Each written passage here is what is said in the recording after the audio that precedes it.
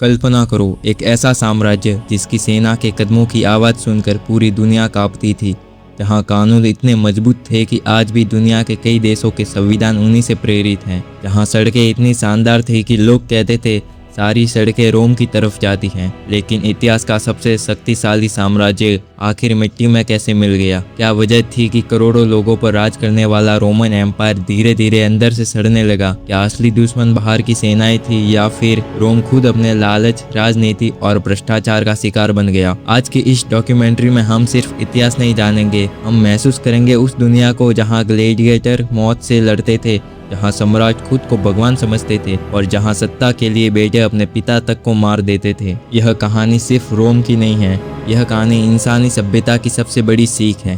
तो वीडियो को अंत तक देखना, क्योंकि आखिरी 10 मिनट में जो सच सामने आएगा वह शायद आज की दुनिया से भी जुड़ा हुआ लगे। आज से लगभग 2800 साल पहले इटली में टाइबर नदी के किनारे एक छोटा सा गांव था जिसका नाम था रोम। उस समय किसी ने नहीं सोचा होगा कि ये छोटा सा शहर एक दिन पूरे दुनिया पर राज करेगा। रोम की शुरुआत को लेकर एक मशहूर कहानी है।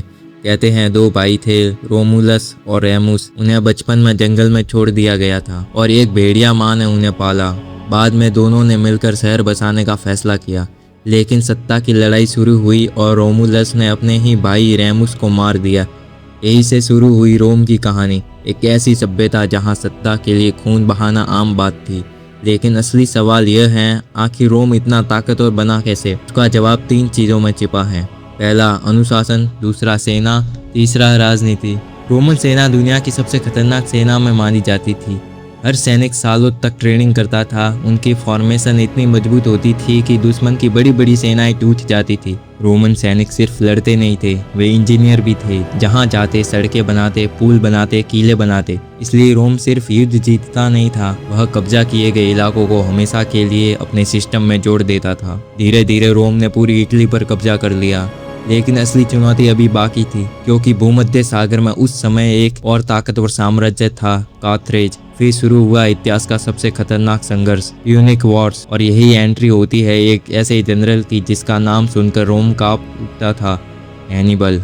हैनिबल ने वह किया जो उस समय असंभव माना जाता था। वह अपनी सेना और हाथियों के साथ बर्फीले पहाड़ों अल्पास को पार करके सीधे इटली पहुंच गया। सोचो, हजारों सैनिक, विशाल हाथी, जमा देने वाली ठंड और मौत हर कदम पर। लेकिन हैनिबल रुकने वाला नहीं था। उसने रोम को कई बार हराया। रोमन सेना टूटने लगी। लोग डर गए कि शायद अब रोम खत्म हो जाएगा। लेकिन यही वह पल था जहां रोम की सबसे बड़ी ताकत सामने आई। रोम कभी हार मानना नहीं जानता था। रोम ने अपनी सेना दोबारा खड़ी की और आखिरकार कार्थरेज को पूरी तरह तबाह कर दिया गया। अब रोम अनस्टॉपेबल बन चुका था। लेकिन जैसे जैसे रोम बड़ा होता गया वैसे वैसे उसके अंदर लालसा भी बढ़ने लगी। अमीर लोग और अमीर होते गए, गरीब और गरीब। राजनीति भ्रष्ट होने लगी और फिर रोम को मिला उसका सबसे मशहूर नाम, जूलियस सीजर। सीजर सिर्फ एक जनरल नहीं था, वह एक मास्टरमाइंड था। उसने गौल यानी आज के फ्रांस पर कब्जा किया। उसकी लोकप्रियता आसमान छूने लगी। लेकिन रोम के सीनेट डर गए। उन्हें लगा कि सीजर तानाशाह बन जाएगा। फिर एक दिन 15 मार्च 44 BC सीजर सेनेट हॉल में पहुंचा और अचानक उसके अपने ही दोस्तों ने उसे घेर लिया। सूर्य निकल आए एक के बाद एक वार। इतिहास के मुताबिक सीजर ने आखिरी बार अपने दोस्त ब्रूटस को देखा और कहा, तुम भी ब्रूटस, और वही उसकी मौत हो गई। लेकिन हैरानी देखो, सीजर को मारकर लोग लोकतंत्र बचाना चाहते थे, लेकिन उसी घटना ने रोम को साम्राज्य बना दिया, क्योंकि अब एंट्री होने वाली थी ऑक्टेवियन की, जिसे दुनिया आज ऑगस्टस के नाम से जानती है। और यही से शुरू होता है रोमन एम्पायर का असली दौर।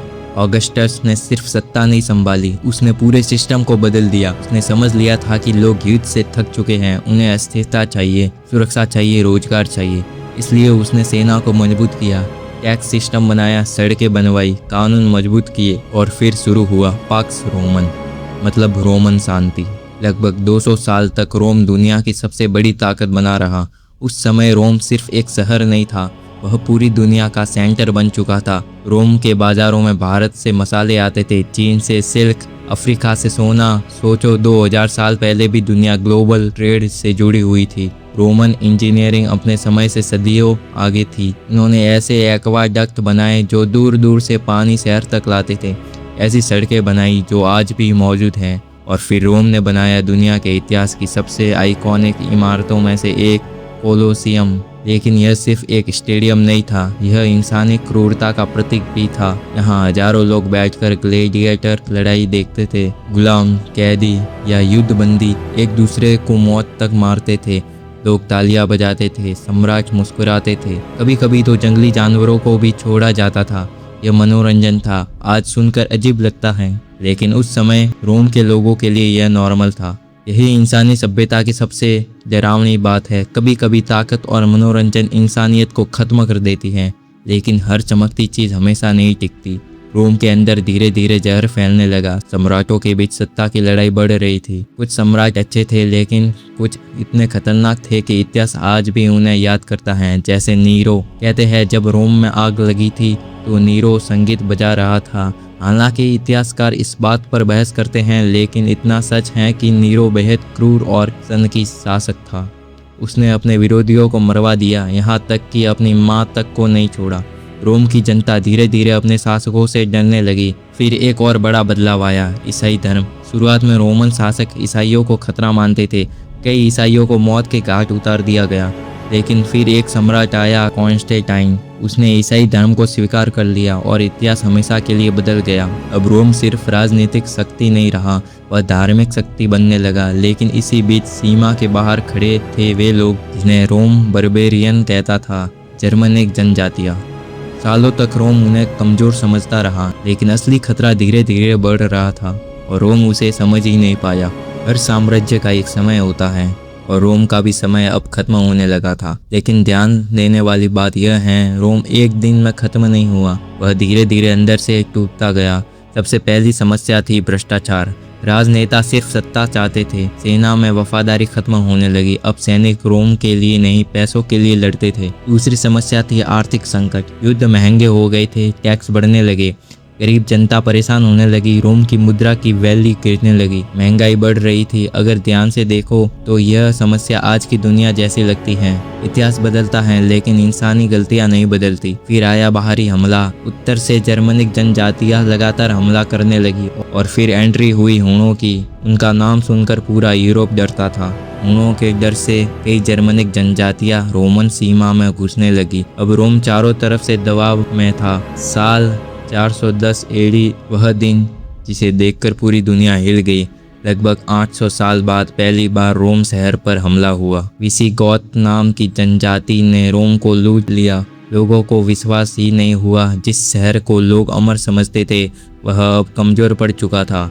लेकिन सबसे बड़ा झटका अभी बाकी था। 476 एडी, पश्चिमी रोमन साम्राज्य का आखिरी सम्राट रोमुलस ऑगस्टुलस सत्ता से हटा दिया गया और इसी के साथ वेस्टर्न रोमन एम्पायर खत्म हो गया। लेकिन सवाल यह है, क्या सच में रोम खत्म हुआ? अगर ध्यान से देखो तो रोम आज भी जिंदा है, हमारे कानून में, हमारी राजनीति में, हमारी भाषा में, हमारी इमारतों में। यहाँ तक कि आज की मॉडर्न डॉक्यूमेंट्री भी कहीं न कहीं रोम से प्रभावित है। यानी साम्राज्य खत्म हो गया, लेकिन उसका प्रभाव नहीं। और शायद यही इतिहास की सबसे बड़ी सच्चाई है। कोई भी ताकत हमेशा नहीं टिकती। जब सत्ता जनता से दूर हो जाती है, जब भ्रष्टाचार सिस्टम को खा जाता है, जब अमीर और गरीब के बीच दूरी बढ़ जाती है, तो सबसे बड़ा साम्राज्य भी गिर जाता है। रोम की कहानी सिर्फ पुराने समय की कहानी नहीं है, और उस देश के लिए, और उस समाज के लिए जो सोचता है कि वह हमेशा शक्तिशाली रहेगा। क्योंकि इतिहास हमें एक बात बार बार सिखाता है, सभ्यता बाहर से कम, अंदर से ज़्यादा टूटती है। और शायद यही रोम की सबसे बड़ी सीख है। अगर आपको ये डॉक्यूमेंट्री पसंद आई तो वीडियो को शेयर ज़रूर करना, क्योंकि इतिहास सिर्फ किताबों में बंद चीज़ नहीं है, यह हमारे वर्तमान का आईना है। और अगली बार जब आप किसी बड़ी ताकत को देखें तो रोम को ज़रूर याद करना।